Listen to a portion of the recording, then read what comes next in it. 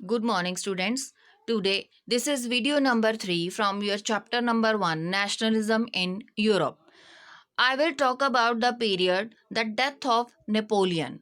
I told you the Napoleon was monarch at the time 1789 when French Revolution was occurred, and after that Napoleon was captured whole France.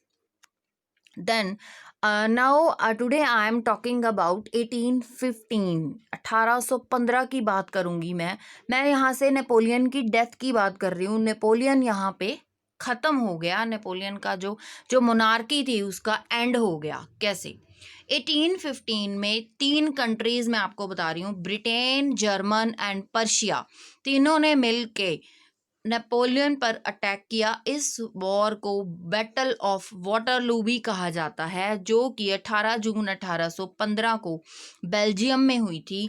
इसमें Napoleon मारा गया। कहने का मतलब कि Napoleon की जो मोनार्की थी यहाँ पे खत्म हो जाती है। यहाँ पे बच्चे मैं आपको कुछ कंसेप्ट्स बताऊंगी जो आपके लिए बहुत ज़रूरी हैं। You have to read these concepts. First, nation state. Nation state is a concept, a nation which has fixed territory. एक ऐसा नेशन जिसकी इमेजिनेशन वो लोग करते थे कि उसकी फिक्स्ड टेरिटरी होएगी। अब मैं जो कंट्री जीत गए हैं उनकी बात कर रही हूँ, उनकी इमेजिनेशन की बात कर रही हूँ कि वो क्या चाहते थे, व्हाट दे वांट। वो चाहते थे कि एक ऐसा स्टेट हो जिसकी फिक्स्ड टेरिटरी हो, कॉमन लैंग्वेज हो, सभी का एक कॉमन रिलीजन हो, कॉमन हिस्ट्री हो, and majority of people around by common identity. जो लोगों की मेजॉरिटी है, मतलब बहुत सारे लोग जो उस पॉपुलेशन में हैं वो कॉमन आइडेंटिटी के हों। कहने का मतलब एक जैसे हों सभी। एंड यहाँ पे एक जो लिबरलिस्ट थे उन्होंने लिबरल नेशनलिज्म का आइडिया दिया। लिबरल का मीनिंग ही होता है बच्चे फ्रीडम।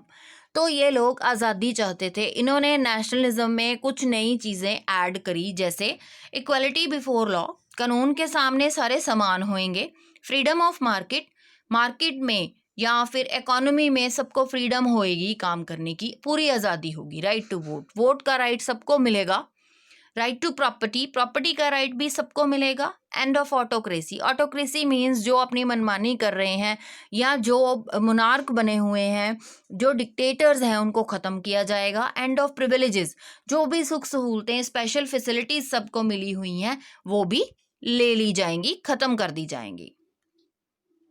एक और कंसेप्ट इस टाइम पे यहाँ पर आया था जिसने लोगों के अंदर इस नेशनलिज्म को जगाया, इन फीलिंग्स को जगाया, ताकि उनके अंदर ये डिमांड्स जो थी वो पैदा हुई। उन्होंने इमेजिनेशन करना शुरू कर दिया।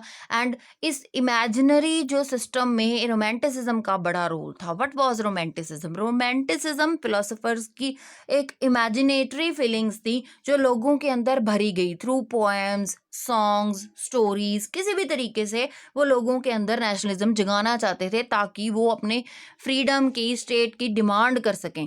और ये फीलिंग्स स्टोरीज सुना सुना के या पोएम्स को रिसाइट करके या फिर और बहुत सारे तरीकों से इनके अंदर भरी गई। बेसिकली इनका कंसेप्ट जो कल्चरल था, लिटरेरी था और आर्टिस्टिक था, जैसे पेंटिंग बनाना या कुछ भी कविताएं लिखना, तो इनसे उनके कल्चर को छूना, उनके कल्चर को टच करना, ताकि वो लोग इसको ज़रूर सुने।